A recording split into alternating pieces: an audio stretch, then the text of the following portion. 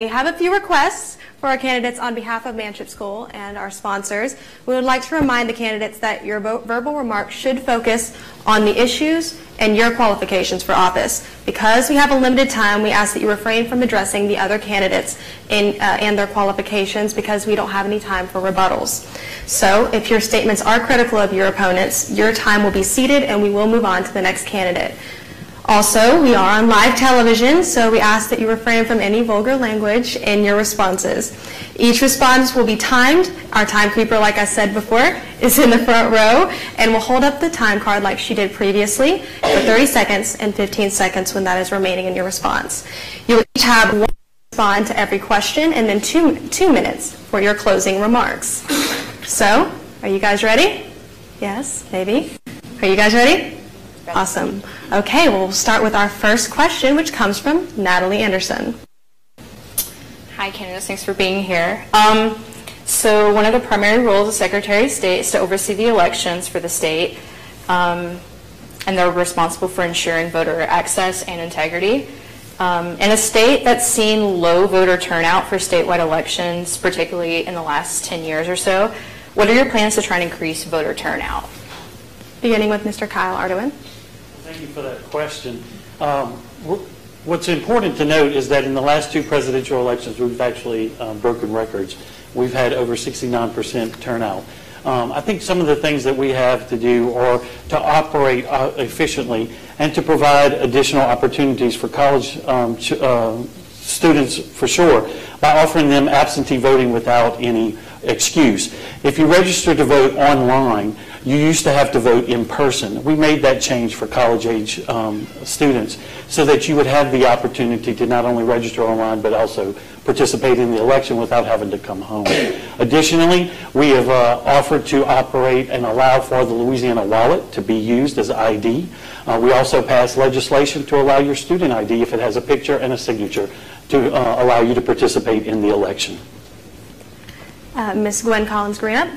Yes. Currently in Louisiana, we are running at a 15% voter turnout. One of my reasons for running for this office is because I want to increase that turnout to 100%. And I believe it can be done, but it's going to take all of the citizens of Louisiana working together to do it. One of the areas that I see we are in a decline is with civics in our high schools. I plan to go into our high schools to increase civic engagement. That's something I do now. I've worked with many youth organizations, and I've also organized youth organizations that focus on civic engagement from Louisiana through Mississippi. I'm also looking forward to working with our colleges and universities to increase the civic engagement on campuses, and through those means I expect to see people thinking about voting at 5, registering to vote at 16, 17, and voting at 18, and I want to see 100% turnout. Thank you. Mr. A.G. Crow. This is more about teamwork. The Secretary of State oversees elections, but I think it's important to have the entire team on board. By that I mean the registers of voters throughout the state and the clerks of court, all part of the basic functions prior, to an election. I've been to 60 of the 64 parishes over the last 90 days. I think 14,000 miles, if I'm not mistaken. And I visited with just about every one of them. And I think it's important that we get the input at the local level, because they're the people on the street. They're the people that talk and see their neighbors day in and day out. And they can come up with some great ideas, as I've heard on the trail. I think also that we have to understand and take more of a business approach and understand that voters are our customers. Voters are the customers, and so we have to appeal to the voters by having a technique. For example, millennials use this. I'm a millennium too, by the way, just a different millennial. And the middle-aged folks also, use a combination of technical as well as paper, or let's just say old-fashioned way. And there goes my bell. Thank you, Mr. Crow. Next, Mr. Rick Edmonds. Well, voter apathy is at an all-time high. There's no doubt about that, not only in Louisiana, but across the nation. And when you begin to look at what that answer is, so many people say it's because they just don't think their vote counts. It doesn't matter what they do. I totally disagree with that. That's the reason I believe the very first thing that has to occur is that voter integrity should be from the office itself. There's got to be a level of trust rebuilt. And that's where we begin.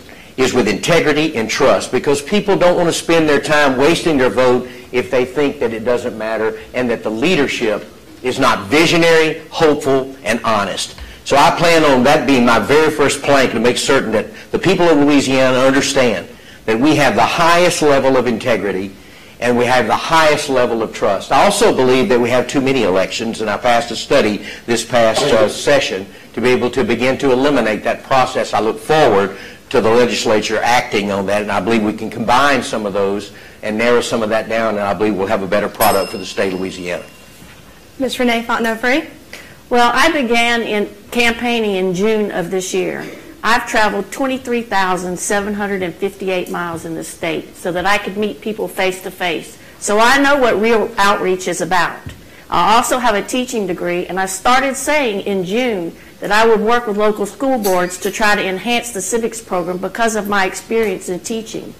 And that is one way we can have a captive audience of students that are in high school. You get them engaged, you get them understanding their vote counts, and you'll have a generation that will vote for the rest of their lives if they become engaged.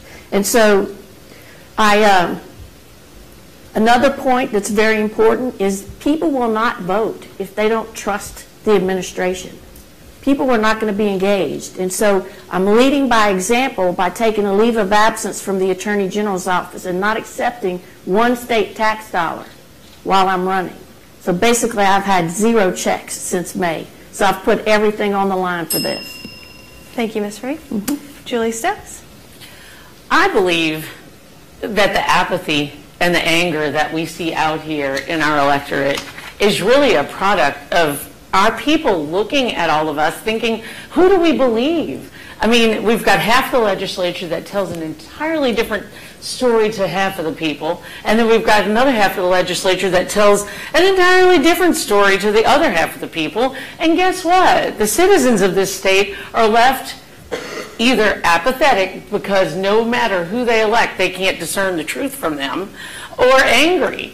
So in my personal opinion, bringing objectivity instead of politics into the picture and actually focusing on our real problems and solving them in an objective, fair way, I think could move the needle. And that's what I stand for. Okay, now it's time for our second question. Our second question comes from panelist Jessica Rosegard. Thank you all for being here. In Louisiana, if someone hasn't voted in 2 years, they receive a letter from the Secretary of State's office asking to verify their home address. If the voter doesn't respond to the letter and they don't vote within 2 federal elections, they're placed on an inactive list, eventually to be removed from the voter registry. So in 2017, the Secretary of State's office canceled the registration of more than 55,000 voters, Louisiana voters.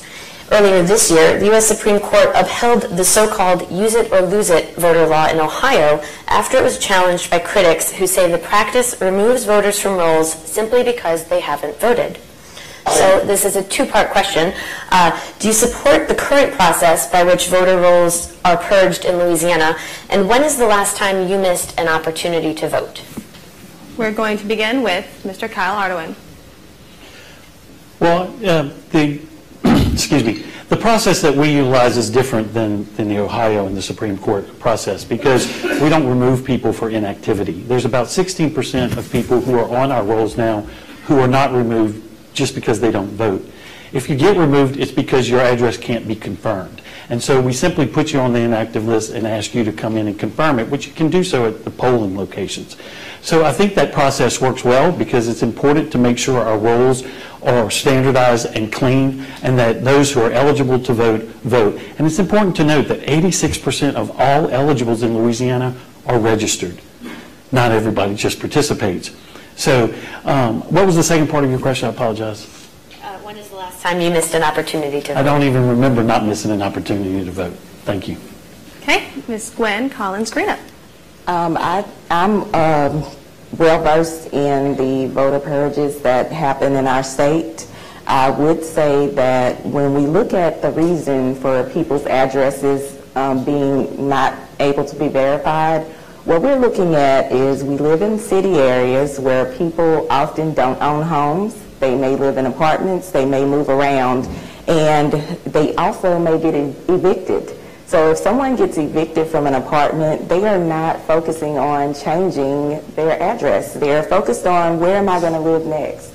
So what I think we need to do is more so not look at the problem, but look at the diagnosis for the problem. We need to have more outreach to see why is it people are getting purged from the rolls, and what can we do to fix that process and get them more engaged in knowing what they need to do to stay on the rolls. And I don't recall a time that I've missed voting, that I haven't had the opportunity. Thank you.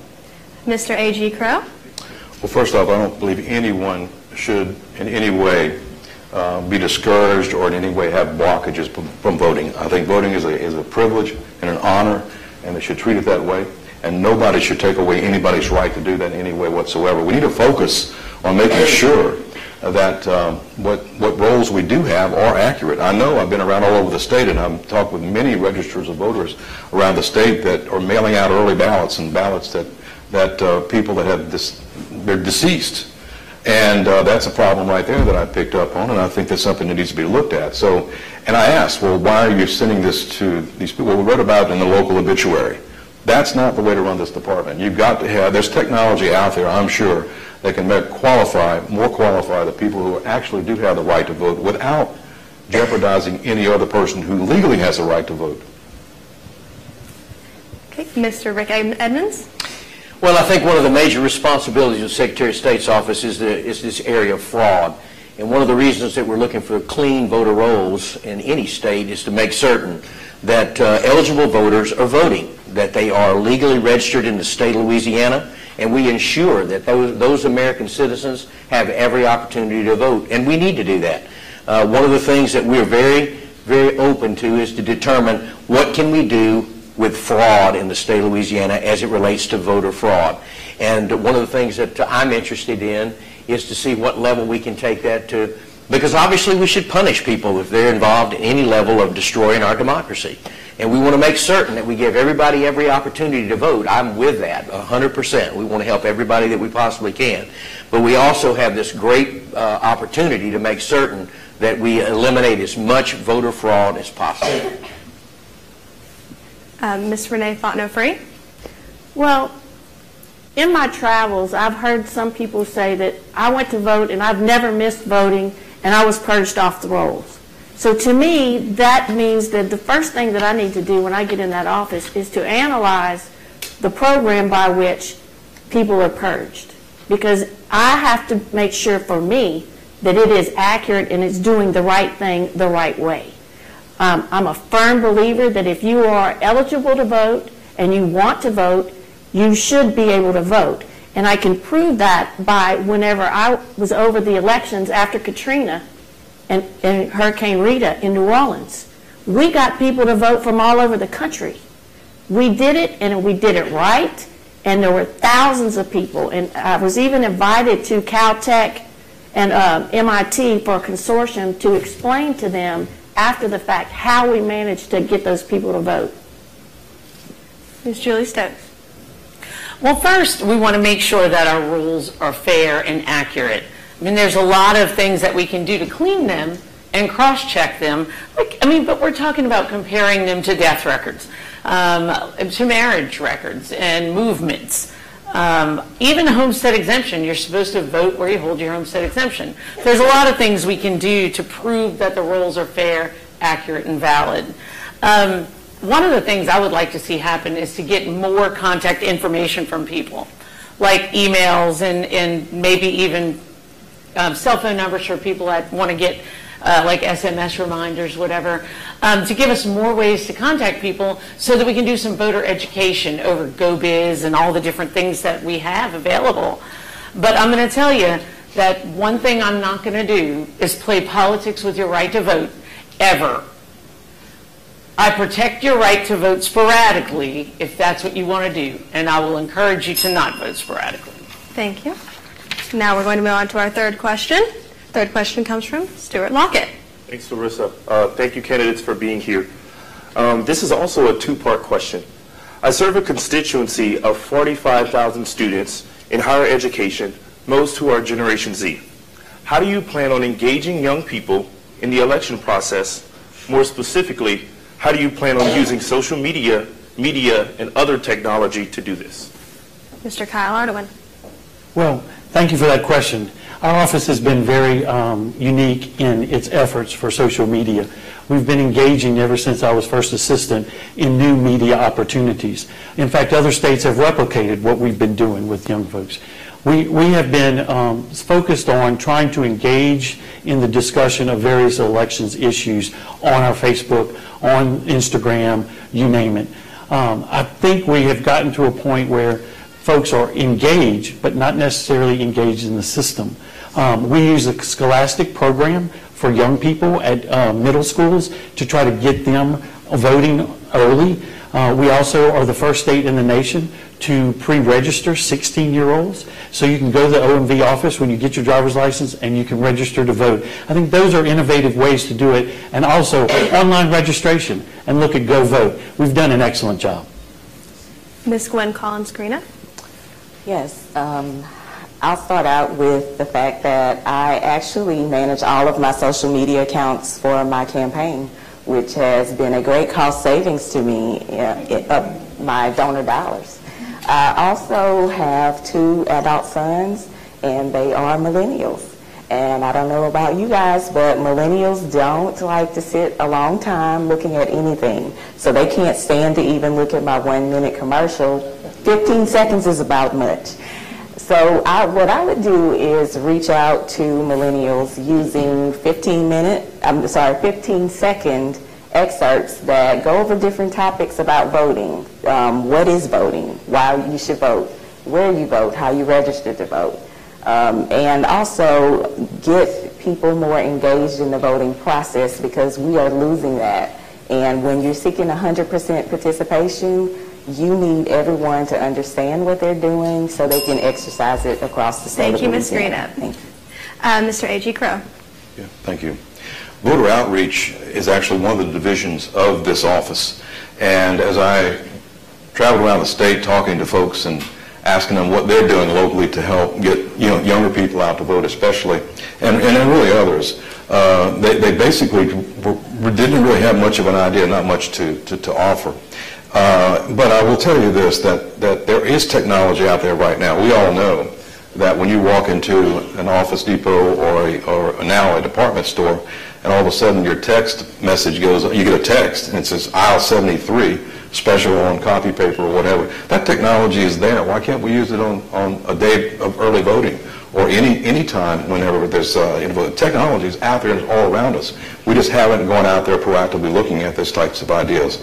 So early, as far as this idea and this concept of getting out, it's a marketing process, and you've got to be able to reach all of your voters and understand what their needs are to get them to the poll. Mr. Rick Edmonds. Well, anything that's student-initiated is going to have the greatest measure of success. That's been proven across the country. And so I really believe that the Secretary of State's office is going to have to plant themselves in the level of involvement with students on each campus.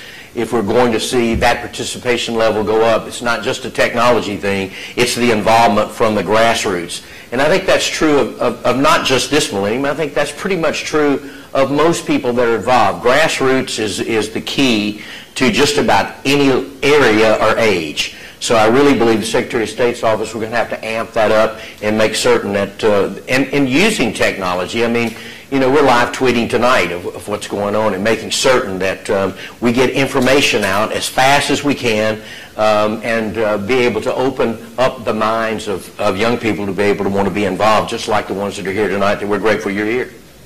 Ms. Renee Fontenot-Free. Okay, so first of all, let me explain to you, I am no expert in social media. I never claimed to be, but I always try to associate myself in my career with people who are experts in the field. So you're only as good as the group of people that you are working with.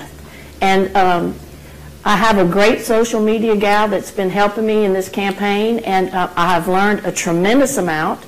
But I definitely think that we need to take another step. We need to embed ourselves in the political science departments in local universities, just like I talked about working with local school boards to enhance the civics programs in high school so that we can teach you how voting affects your everyday life. Because if it's not tangible to you, you're not going to be interested.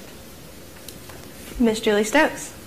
Thank you. I mean, just like I said for, I think, the last answer, more methods of communication. I mean, that would be more emails, more cell phones for text, and of course, more social media. Social media to help get the Secretary of State's word out, to help really just increase excitement among college-age students, and also to remind them when things are going on. But I think more importantly, I've kind of really heard what you guys are saying about absentee vote, about not being able to necessarily get home when it's time to vote. What if we could do an absentee voter program that's attached to registration in a college if you're so many miles from home? I mean, I'm not saying that that's necessarily something we can definitely do, but I'm going to tell you, if we can, I want that done. Thank you, candidates. Our fourth question will come from Mr. Jeremy Alford. I'm sure some of you experienced this while on the campaign trail, that some folks are surprised to learn the Secretary of State has a role in business violence. And look, if you file an annual report, you know about the office's business portal. Do you think that that business portal adequately serves the average Louisiana business? And if so, tell us why you think it's so great. If not, give us a couple of ideas about how it can be improved. Mr. Ardeman. Sure. I'm so proud of the Go Vote portal because I led the effort to set it up as first assistant.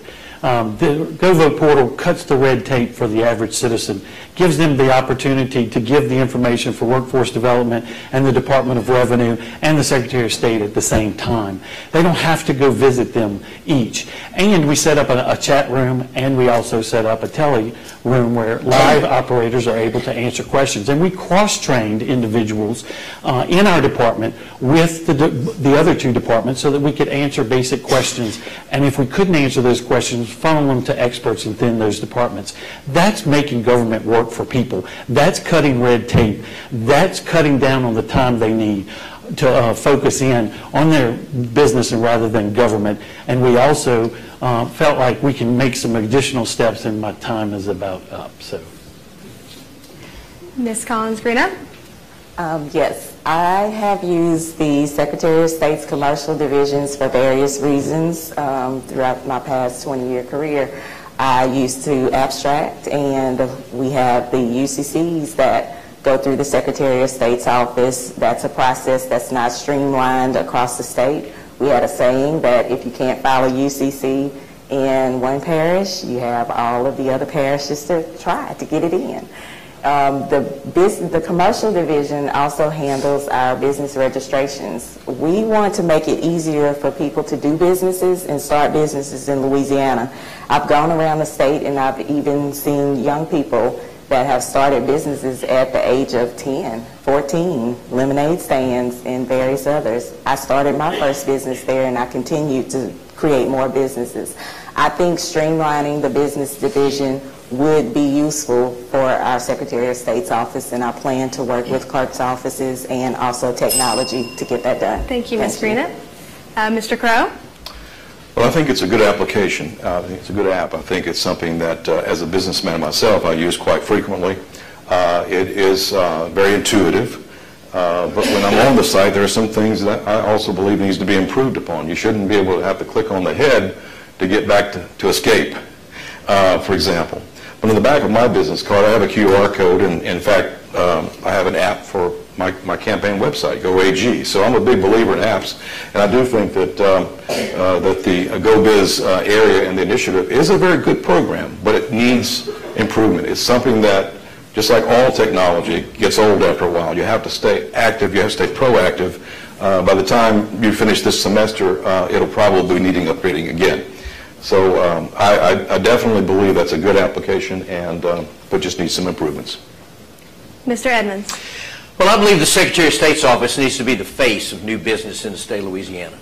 Our gross domestic product is lacking in this state, and if we're going to move forward like the nation is moving forward, now at about 4.5% and rising, if we're going to see unemployment change in this state, it's going to be when we change the direction of the economy, and the only way to do that is for somebody to get out front. Now, I recognize that the Secretary of State's office is not doing this now. I understand that.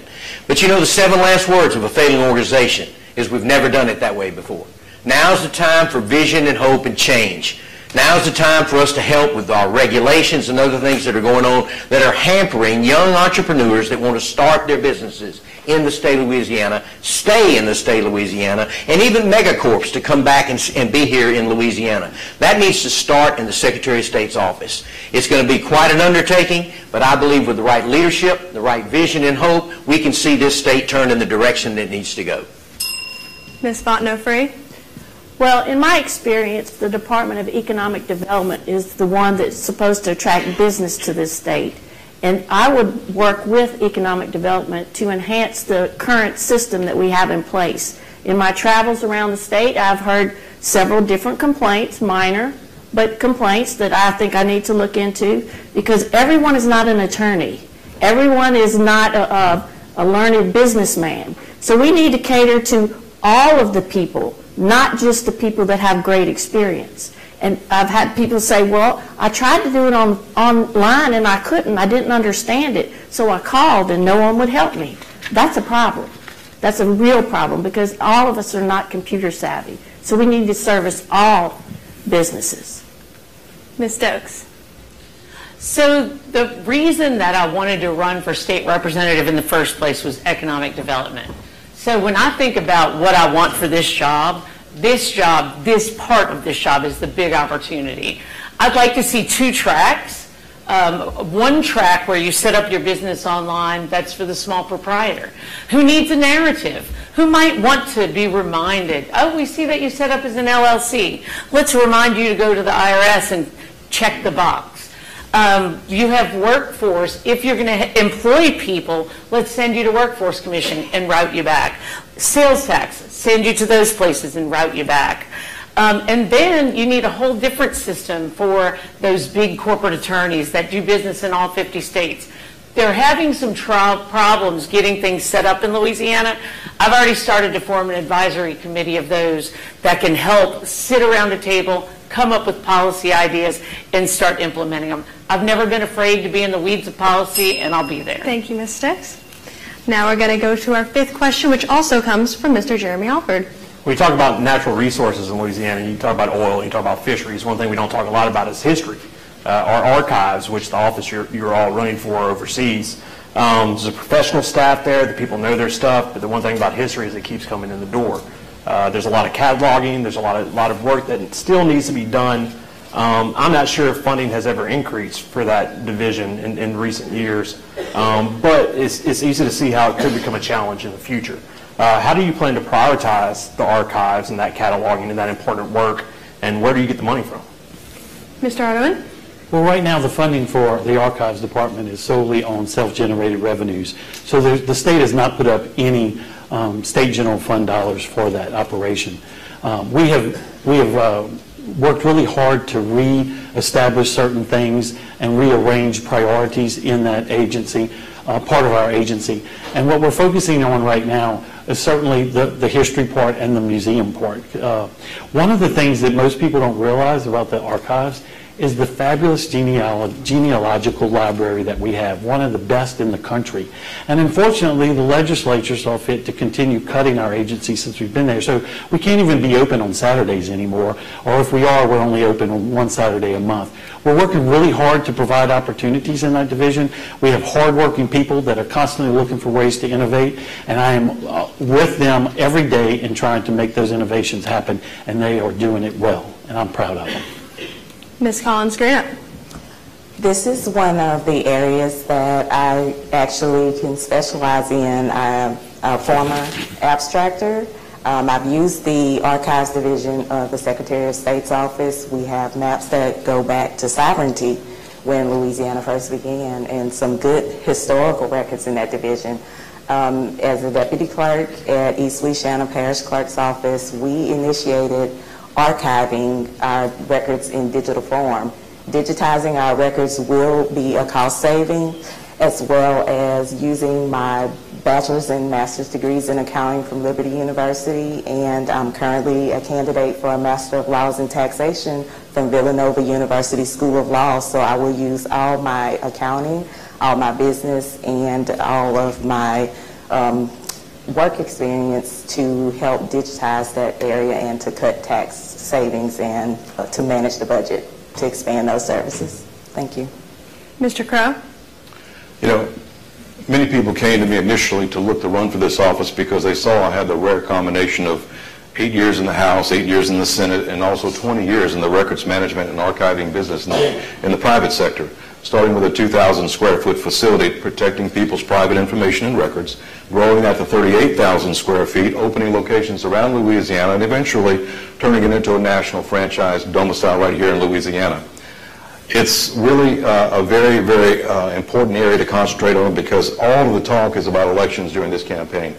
And if you go to my website, agcrow.com, you will see how this department can generate additional revenues, reduce costs by simply getting a handle on how to manage records all over the state of Louisiana. So many local entities are paying millions of dollars collectively storing and paying for that when the Secretary of State's office could be doing that. That is a missed opportunity, and I'm the only one with a plan that can handle getting that under control and saving millions of dollars in taxpayer dollars. Thank you, Mr. Crow. Mr. Edmonds? I believe the agency is going to have to be streamlined for more than one reason. One is because we're going to have a cybercrime division. I know that's not the question, but I do believe that it tells us where we have to go, about an $80 million budget. So we're going to have to streamline in order to do that. For your records, I think that one of the directions we should look at is going into some level of public-private partnership, maybe working with our community college or even our universities to put together a plan that I believe will be cost-saving in that particular area and will expedite our records and archives. I think we will see an improvement in those categories and a reduction in some of the funds that we need to put in there, and therefore we'll be able to put some money that we need to put in some of the other things that are absolutely mandate, like our cybercrime division, which is we cannot move forward without that. We must do that as a primary effect of the next Secretary of State's office. Ms. Fontenot-Free? Well, in my experience, I have a social studies education degree. And whenever I was there at the Secretary of State's office, we took all the voter registration rolls out of New Orleans after Katrina, and I created an initiative to digitize all of them. So I know firsthand what it takes to do that. And the budget is in the hands of the legislature, and if we have ways that we can help finance the digitization of records in the archives, then we can do it. And you know, it takes some creativity. I have a passion for that. The people that work in there in the genealogy department are very passionate about that part of the office, and they do good work. But we can modernize and be a little forthcoming with that information being available to the public. Ms. Stokes? Well, I believe that we really need to start prioritizing this digitization very highly, especially when you hear things like we're not open on Saturday anymore, for people to be able to go online and to do their research that way. That's critically important in this day and age. One example, St. Bernard Parish. You sit down with all the leaders in St. Bernard, literally every record they have was flooded. Right now it's in a mold remediation place that you have to have a hazmat suit to go into. We need to prioritize digitization now. The first thing I would do is work with grant writers. The second thing I would do is, what if we start a foundation? Let's start a foundation that can work on this, that can raise funds for it. I'm even not against, and I kind of like the idea of a public-private partnership. If there's a way to make something work there, I think we should do it. We need to find a way to do this now, though. Thank you. And our sixth and final question comes from panelist Natalie Anderson. Candidates, what are your thoughts about making the voting process more transparent, especially in regard to ensuring voter integrity? Mr. Ardoin? Start. We have one of the most transparent processes in all of the United States. We have checks and balances in the process, and it's open to the public. We start with, of course, the Secretary of State's office. Our employees program the machines. The machines are not owned by anyone other than the state of Louisiana. No one touches them like in other states where they hire consultants to do so. Then we go to the next level. We have a parish board of election supervisors of 5 members. We work with them to check the machines, every single one of them, and that's open to the public. We also put forth a letter to the candidates inviting them to participate in the process. The checks and balances is phenomenal. That's why other people from other parts of the country come to our state to see how well we do elections. I'm so proud of the process and the transparency, and we just need to continue to promote that idea and utilize the social media to let folks know that they can participate in that process as well. Ms. Collins-Grant. Yes, I've worked with elections at East Louisiana Parish Clerk's Office, used the same machines that we do have today. We are in need of new machines. The bidding process has gone through. What we're looking at is we have machines, but we need machines that will provide a voter-verified paper trail. What that does is that increases voter confidence because you can look at your vote and know how you cast it. Another thing that I'm looking forward to in the future is potentially looking at blockchain technology. Blockchain technology and it's being used in West Virginia right now for military and overseas voters. It allows you to see your vote as it is cast, and it also can be put on, different people can get on the blockchain and they will be able to see as well, and they will know how the votes are being cast simultaneously. Thank you. Mr. Crow. Well, I think transparency is critical to avoid and to make sure that people do not lose confidence in our election process. And I was glad to see that over, I guess it was about a month ago, that I had the chance to visit the 3 companies that actually were the final companies to present RFPs, requests for proposals, for the state of Louisiana, the new voting machines. I was glad to see that all 3, the technology included both the electronic application as well as a paper backup. Again, going back to the fact that there's 3 groups of people out there that we have to convince of, the integrity of our election process. The young folks, the middle-aged folks, and then the elderly folks. The elderly folks just like paper. They don't even have emails, believe it or not. And the middle-aged folks have a mixture of both, and the young folks do everything, as I said earlier, on the phones. And so we have to address it that way. And I think with that becomes confidence, and then with that becomes transparency. Mr. Edmonds. Well, I'm not satisfied with what I see in communications and leadership as it relates to our clerks of court and our registrar of voters. Our clerks are phenomenal people. I've met with many of them across the state. And I was surprised to ask some very simple questions administratively. For example, when was the last time the Secretary of State was in your office? And the answers I've received numerous times is never. Not just a member, I mean the Secretary of State.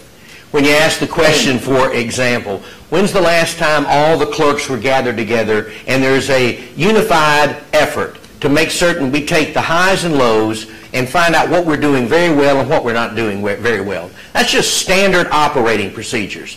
Those things, in my opinion, after research with these folks, are not in place. I intend to change that in day 1.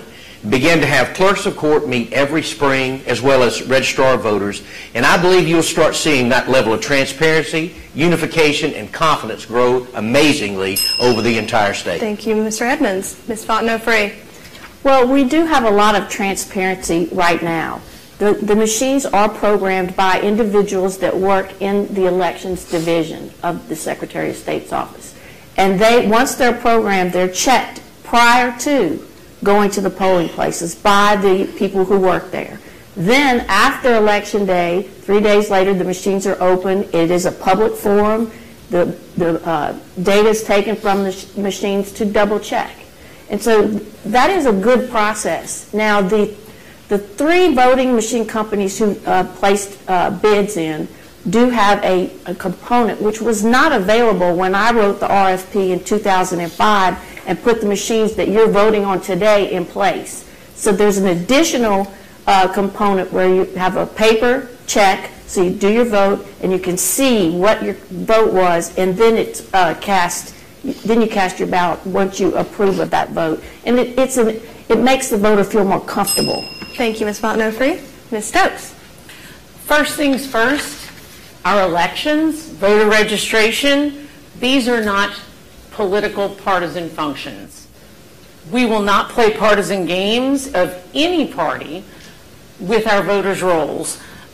We will want to have registration be in advance. I like that, first of all, we have time to verify that people are who they say they are.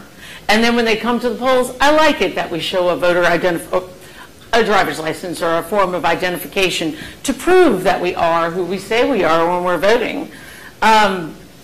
Also, I'd like to say that in general, over this process, the process by which votes are cast and come down to the Secretary of State's office and get broadcast to the voters, there's nobody better wired to set up a system of internal controls to govern that process than a certified public accountant. That's what we do. I want to give this office a fresh set of eyes. Well, we'd like to thank all of our candidates for their thoughtful remarks and for coming in tonight. Now you will have a chance to have a 2-minute closing remark session. So we will begin those 2 minutes with Mr. Ardoin. Well, thank you so much for having us here tonight and letting us talk on these important issues. My name is Kyle Ardoin, and I am your Secretary of State, and I am a conservative Republican. This office is not about whether you're a CPA or voting yes or no on taxes. This office is about protecting elections. I've been doing this for nearly a decade. Our office is one of the best in the country, and I'm so glad that my opponents have listened to that and have applied that in their comments, because we have an amazing group of people in our office.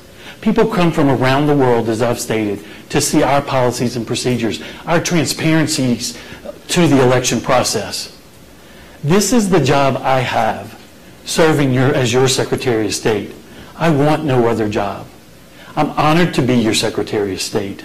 I'm honored to have been serving for nearly a decade in protecting your elections. I'd be honored to have your vote on November 6th so that I can continue serving as your Louisiana Secretary of State. Ms. Collins-Greenup. When I first got into the Secretary of State's race, I was actually studying for the Louisiana bar exam. And after 3 years of being told that you shouldn't be thinking about anything else, I was thinking about Louisiana. In Louisiana, we currently have nearly 3 million registered voters, but less than 15% of those voters are participating. That leaves about 450,000 people making decisions for 4.6 million people. That's our population.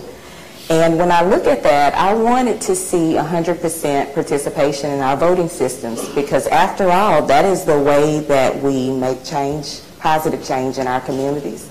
That's the way that we hold our elected leaders accountable, but that's also the way that we preserve our past, our present, and our future, is when we utilize our constitutional right to vote.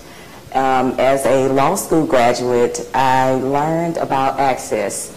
I graduated with a Juris Doctorate cum laude from Southern University Law Center, and prior to going to law school, I had a 20-year satisfying career, but I felt like I could do more. The first step to doing more was to go to law school, because I wanted to provide the same access to my customers that I provided when I was in the court system. And today I want to provide that same access to all the citizens, all the businesses, and even the visitors that come to Louisiana to experience a positive workplace culture here when they go into our Secretary of State's office. I want them to experience a positive voter experience when they register, when they vote, and I also want them to have a positive experience when they start their new businesses. And I believe I'm the person for that. I want to see Louisiana win, and I believe we can win with Gwen. Thank you. Mr. Crow. You know, it's an honor and a privilege to be able to step up and run for office in the state of Louisiana. I never really looked to get into politics. I was minding my own business as a businessman. Back in 2000, when people came to me and said, you really need to run for state representative. And I said, why? I couldn't even tell you what exit to take to get to Baton Rouge to get to the Capitol. That's because we need a businessman with a business approach, beholding to no one, to come in and to look at things and maybe look to make some changes. And I was honored to serve 8 years in the House, 8 years in the Senate, and I could have run for 12 years in each, but I'm a businessman first.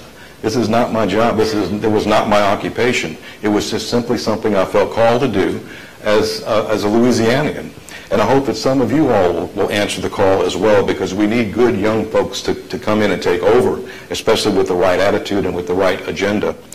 I have to tell you that most of the forums that we've been involved with have discussed mostly 90% of the time elections. And while that's important to every single one of us up here, and to you as well, and to the listening and the viewing audience, but I will tell you there's 7 to 8 divisions of this office. And before elections was put into Secretary of State's office, which I, by the way, co-authored the bill when I was in the House, because it reduces costs to the government. Before that happened, the number one sole responsibility of the Secretary of State's office was archives and records and protecting your information. The Secretary of State's responsibility still to this day, the single most important responsibility, is to protect your private information. If you go to agcrow.com, you'll see a full story about an issue that we're very, very concerned about right now, and that is the destruction of records without prior written authorization from the Secretary of State's office. No record can be destroyed. Not a single record, not a single public record can be destroyed without the written authorization of the Secretary of State's office. It's a serious issue. We're going to keep on to it until we get an answer. Thank you. Mr. Edmonds. Well, I ran for office in the summer of 2015, and I ran as a conservative Republican. For the past 10 sessions, I have voted no on every tax, on every business, on every individual in the state of Louisiana, because I believed then, and I believe now, that that was the right vote for my constituents in District 66. And so you say, what does that have to do with the Secretary of State's office? Well, I think it has everything to do with the Secretary of State's office, because I believe you need a fighter. Our elections are going to be under attack under the next Secretary of State's reign. I have no doubt about that. I'm not an alarmist, but I'm a realist. I believe those days are coming. Why? Because elections are being threatened all over the nation. If you look in California, you have illegals that are voting with no jobs and no registration, nothing. You say, well, that's California. Well, let me just assure you, right next door in Texas, the very same thing, by the thousands is happening. So you need someone that will ensure, and I'm here tonight to assure you that only American citizens who are registered in Louisiana will vote, and that their vote will count. And I will do whatever it takes to fight to protect democracy here and for secure and safe elections. You know, when you look at who's qualified, I want you to look at, and I want you to think as Louisianans do, we're a very conservative state. And it's been my great privilege to serve in this past 10 sessions to be able to take a stand each time without fear, not worried about what someone might say or do, but to take a stand for the citizens of the state of Louisiana. As your next Secretary of State, you don't have to worry. I will be the hardest working Secretary of State that you've ever had, and I will ensure you that I will protect our elections, our business division, archives, museums, all of those things, and I will look forward to bringing integrity, trust, and honor back to the office of Secretary of State. Thank you so much. Ms. Fontenot-Free. Let me remind you that I'm the only person that has never run for public office that's a candidate for Secretary of State. I'm a 30-year practicing attorney. I've spent 28 years as a public servant. I know what is at risk as far as elections go because I help merge elections with the Secretary of State's office. I understand that there are alarmists everywhere, and it makes me very sad that they try to scare you into thinking that the sky is falling, because I promise you it's not. We need to make some advancements. Yes, we do, but we always have to balance security with technology.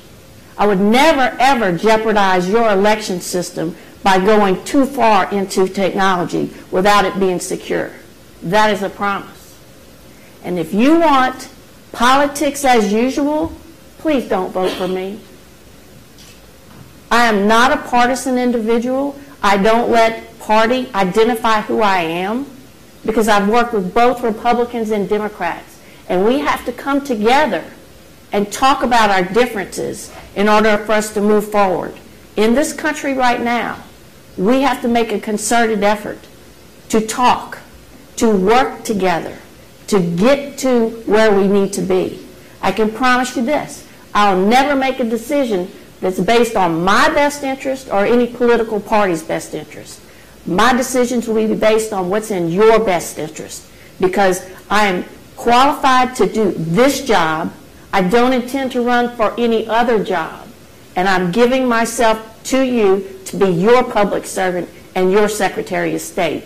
And it's Renee Fontenot Free, number 6 on the 6th, and the vote is free. It won't cost you a dime. And Ms. Stokes.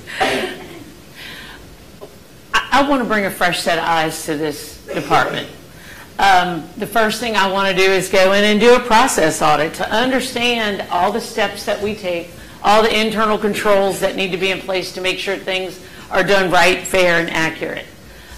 Look at all the organizational charts, do a financial audit even to understand where everything is in the Secretary of State's office. I would also like to do an audit of the policies that protect our people in the workplace from all kinds of indignities. I'm going to be forward-thinking. I'm always going to be objective and fair, but I'm always going to try to find the way to position Louisiana to be competitive with other states. We've lacked a strategic, competitive mindset. I believe that it's time to select a new kind of politician, quite frankly, one who doesn't play politics with our futures. 4.5 million of us, 4.6. 16-year-old and a 14-year-old in my house. And I watch all the time as politics are played with everybody's future. I think it's utterly important, very much important.